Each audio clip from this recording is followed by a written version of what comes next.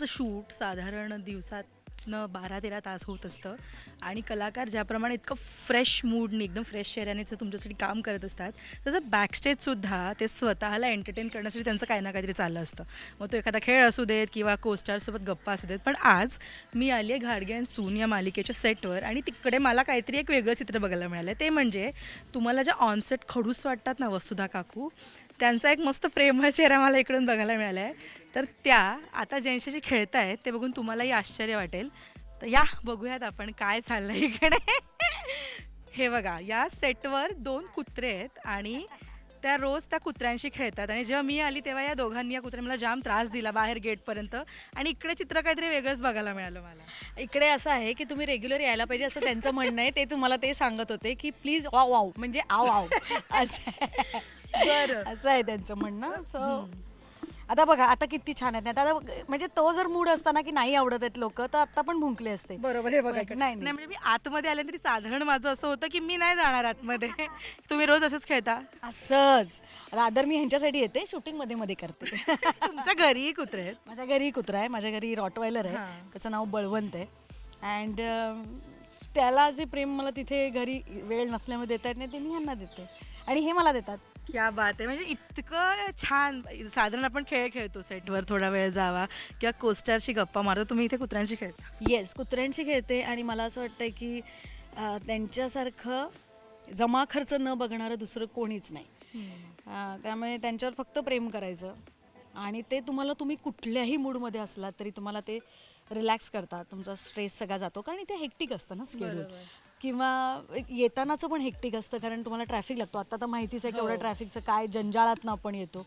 So या सगळ्यातनं तुम्हाला fresh तुम्हाला तुमच्या कामासाठी तयार करण्याचं मानसिकता त्यांच्यामध्ये असते की आणि त्यांनी तुम्ही इतके फ्रेश होता आणि you don't have to spend anything. You just have to तुम्हाला त्यांना प्रेम द्यायचं. त्याच्या बदल्यात ते तुम्ही एवढं प्रेम दिलं तरी ते तुम्हाला आभाळा एवढंच प्रेम देतात. ते मी बघितलं. पण ऑन स्क्रीन कुठेतरी वसुधा काकू थोड्याशा खाष्ट अशा प्रेक्षकांना वाटत असतील, पण मी बघितलं हे चित्र काहीतरी वेगळंच होतं. कसं म्हणजे 2-2? मग खरं सांगू ना की ह्यांच्याकडनंच शिकावं ते इतकं निर्व्याज प्रेम करणं आणि ते काय ते माझा जॉब आहे त्यामुळे मला ते करावं लागतं. त्याला काही पर्याय नाही. पण अदरवाईज मी स्वतः शांत असते तशी आणि ह्यांच्याबरोबर असल्यामुळे मी खूप रमते. अगदी. मला कुत्रे फार आवडतात, बट जे असे भूक देतात भीती वाटते.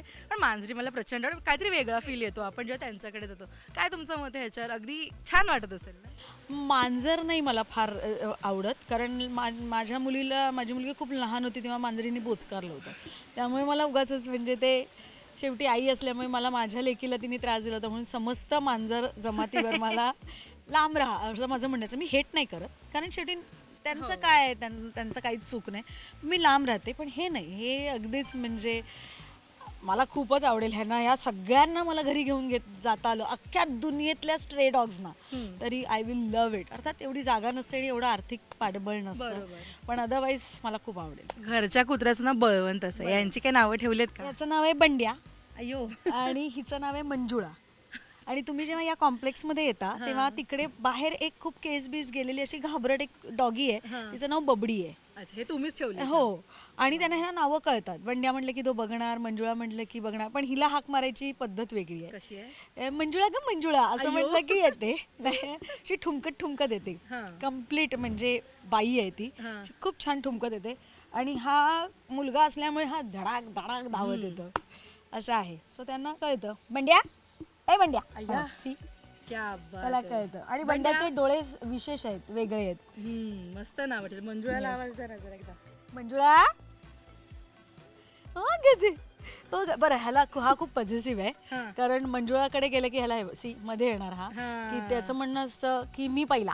अच्छा. मग ती असं आहे. खूपच कमाल ही मैत्री आहे तुमची आणि मला यांची नावं तर फारच आवडलीत. पण अतिशय मॅम थँक्यू सो मच तुम्ही गप्पा मारल्यात आणि तुमचं हे जनावरांचं प्रेम मला सांगा. हो आणि त्यांच्यातर्फे परत एकदा हंबल रिक्वेस्ट आहे की तुम्ही रेग्युलर येत जा म्हणजे ते तुमच्यावर भुंकणार नाहीत. सी आता पण की ते काहीच नाही त्रास नाही. दिला. बरं झालं मी इथे आले आणि मी तुम्हाला बघितलं तुम्ही त्यांच्याशी खेळताय. माझी भीती गेली कारण मला बराच वेळ इकडे थांबायचं आहे आणि असेच जर तुम्ही घाबरत राहिले झाला असता माझा इंटरव्ह्यू. ते अगदी तुम्हाला तुमचं काम अगदी छान करू देतील काहीच प्रॉब्लेम. अनेकदा तर असं असतं की माझा क्लोज चालू असतो उभं राहून जर क्लोज असेल तर हा उभा असतो माझ्या इथे पोटावर बिटावर पाय ठेवून आणि ते दिसत नाही हां, स्क्रीनवर बरोबर. आणि इथून माझं क्लोज चालू असतं आणि तो शांत उभा राहतो की तुझं होऊ दे मग तू मला वेळ दे क्या बात असं आहे. असतं. सो ते हे दोघंही आता शूटिंग फ्रेंडली आहेत. क्या बात आहे. खरंच खूप भारी येते. Thank you Bandya, thank you Manjula. परत येईन आणि पुन्हा तुमच्या छान गप्पा मारेन. थँक्यू सो मच अतिशा मॅम. Ma'am you are always welcome dear.